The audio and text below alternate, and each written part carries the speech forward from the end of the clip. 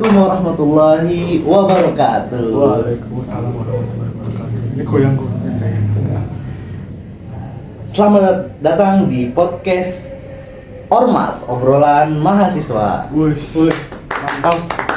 Nah, kali ini kita kedatangan salah satu tamu spesial dari daerah mana, Mas? Daerah Gentan, Sukoharjo. Gentan, Sukoharjo. Ya. Langsung saja kita perkenalkan. Siapa Mas namanya? Nama saya Ivan Sukma Aditya, boleh dipanggil Ivan. Ivan. Dia ini merupakan salah satu mahasiswa dari Broadcasting A, teman saya juga. UIN Raden Mas Said Surakarta. UIN Raden Mas Said Surakarta. Ya. Nah, kan kita akan membahas salah satu tema, yaitu tentang perfilman. Ya. Kan perfilman itu kan saat ini banyak disukai atau sedang tren gitu di masyarakat. Ya. Apalagi khususnya anak muda. Ya. Banyak anak muda yang sekarang berbondong-bondong ke bioskop untuk melihat suatu film yang menurut mereka itu bagus dari ya, dan juga menarik dari segi visual, cerita dan yang lainnya. Nah, yang pertama kita tanya dulu ke Mas Ivan. Mas Ivan mulai menonton film itu dari usia berapa kira-kira? Dari usia kecil, kita pastikan dari kecil udah pernah disodorin nonton film kan sama kedua orang tua, keluarga gitu. Nah, namun kalau setelah itu saya mulai kayak menjadi movie goers gitu sebutan dari pecinta atau mania film. Oh, pecinta film. Itu dari SMA, mulai dari SMA. Gitu. Oh, dari SMA. Iya.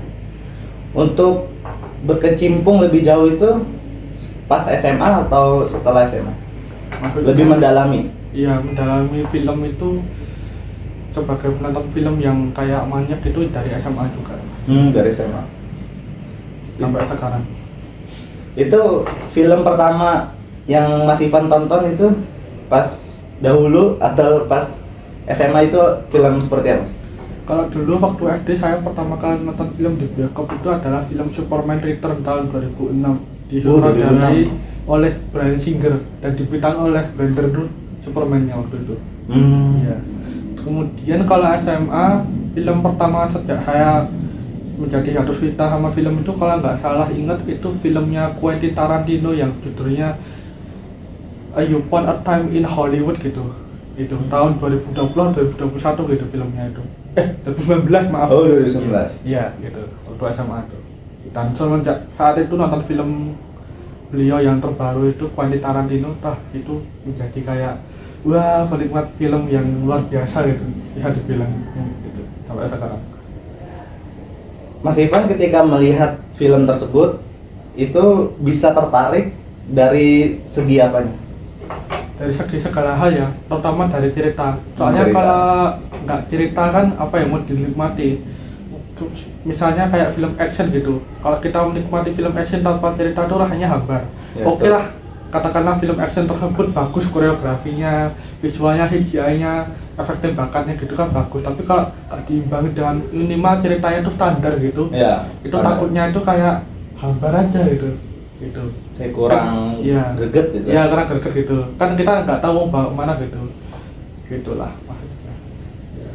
Nih Mas, kan sekarang nih di Indonesia dari produksi film di Indonesia itu kan sudah ada yang memakai CGI. Itu sebuah teknologi canggih lah di masa ini untuk perfilman di Indonesia. Ya. Nah, menurut Mas menanggapi rumor atau emang menanggapi hal tersebut gimana? Kemarin film Gatot Kaca yang dirilis tahun 2020 ya?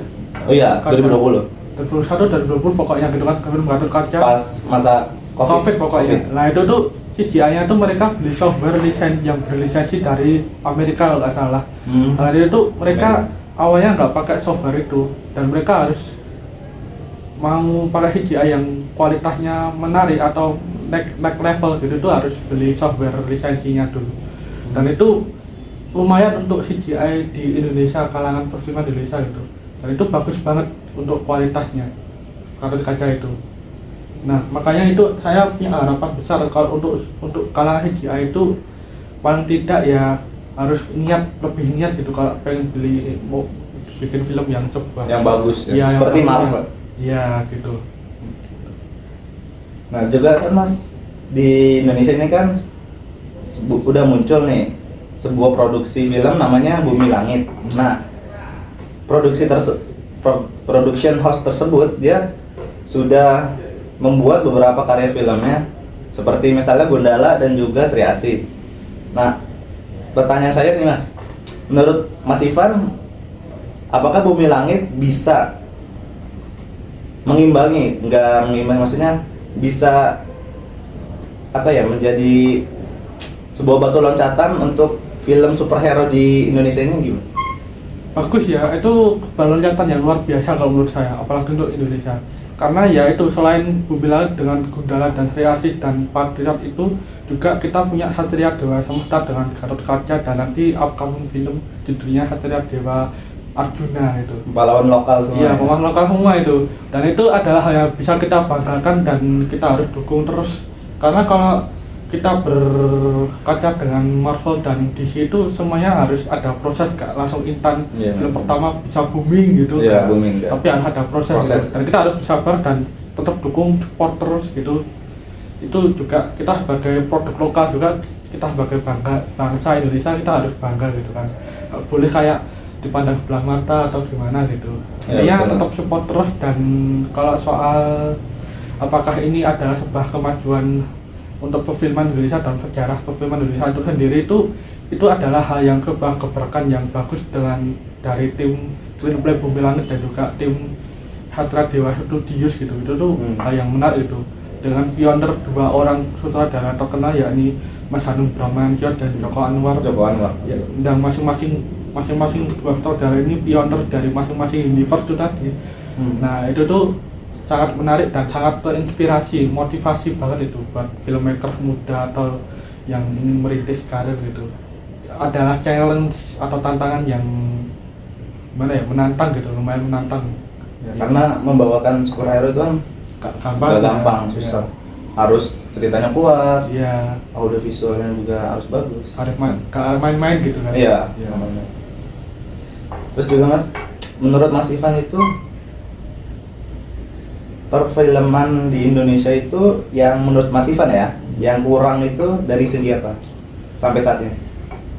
Kalau CGI obviously ya, maksudnya jelas banget ya CGI. Karena kita itu tadi Gatot Kaca baru aja beli software dari Lumine Studio, itu perusahaan yang punya soal efek visual atau CGI itu baru beli lisensi yang software yang berlisensi gitu. Dan itu adalah hal yang bagus. Cuman kalau dari kekurangannya apa ya? Soal genre. Genrenya kita itu Indonesia selalu berkutat dari kalau nggak horor ya drama gitu. Drama. Citaan itu bosan itu aja. Belum ada yang kayak kita science fiction tuh ya ada, tapi belum kayak terlalu pasaran gitu untuk di Indonesia ya. Apalagi superhero itu tadi gitu. Nah, itu adalah beberapa hal yang menurut saya kurang di Indonesia, kurang dieksplor gitu maksudnya. Bahkan dari Asia Timur saja sudah berkecimpung di genre science fiction, bahkan ya science fiction itu intinya mereka itu gaya drama ataupun action saja, tapi juga explore genre lain. Iya. Itu sih. Ya kan di Indonesia ini kan emang lebih kepada horor dan juga drama ya. Iya. Pasarnya masih itu aja. Iya. Terus kan film superhero itu kan yang kemarin itu film Sri Asih yang penontonnya itu berapa? Cuman 600.000 ribuan. Itu pun padahal harus diundur karena demi meningkatkan kualitas CGI-nya dengan mulus dan halus lebih baik gitu.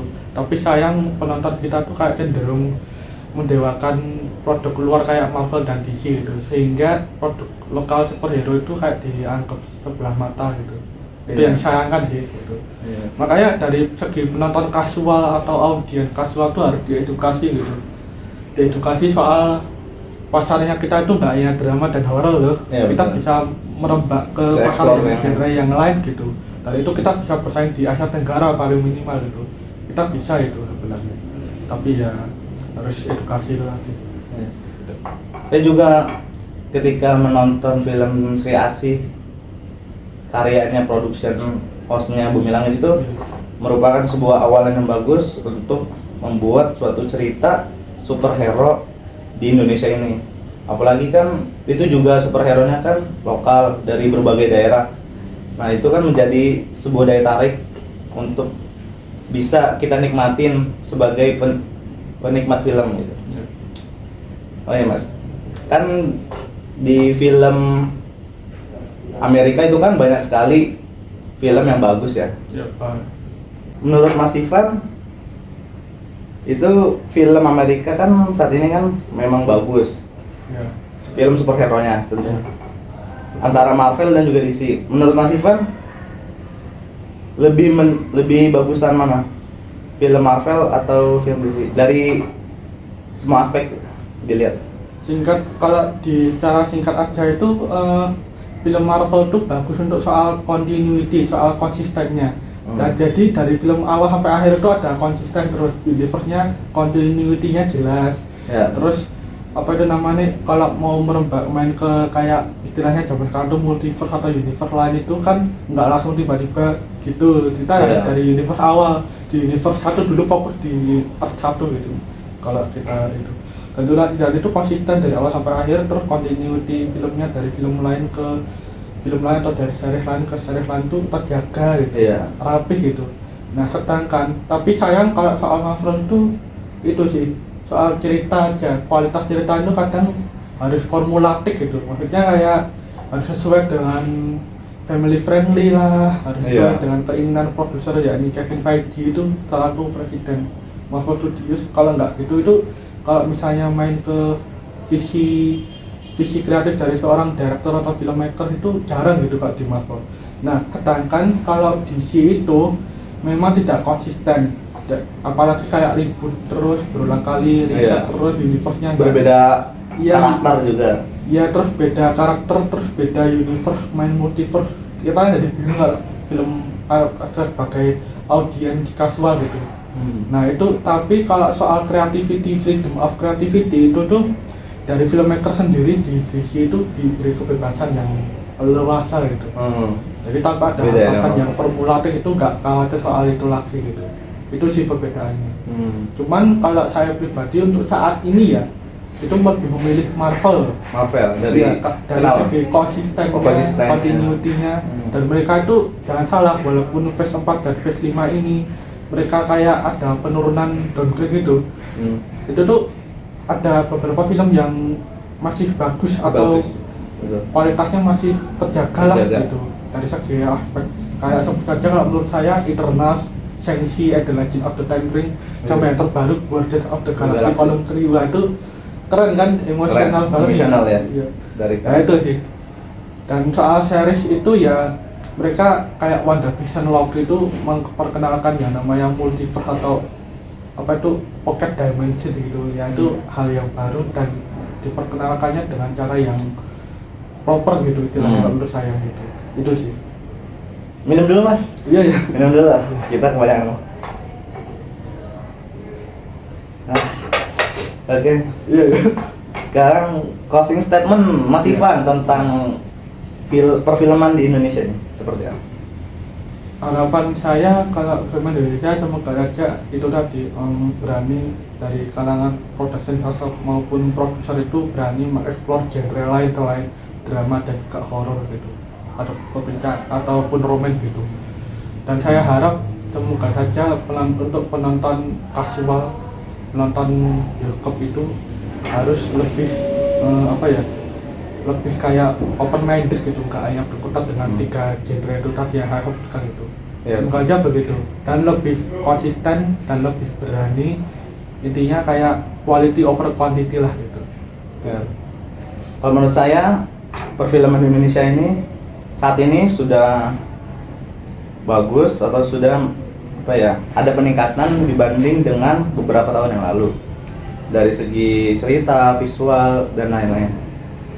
Nah, yang lebih saya prihatin itu banyak di Indonesia ini orang-orang kayak males menonton di bioskop karena ada platform atau streaming service. iya dari web lain itu yang bisa mengakses video terbaru dari suatu film. Jadinya apa ya? Kayak orang tersebut itu tidak menghargai gitu betapa perjuangan yang dilakukan oleh sebuah produksi film tersebut gitu. Oke, cukup sekian. Terima kasih Mas Ivan sudah datang di podcast Ormas. Ya. Oke. Kehormatan juga saya. Iya. Terima kasih ya Mas. Ya, sama-sama. Oke.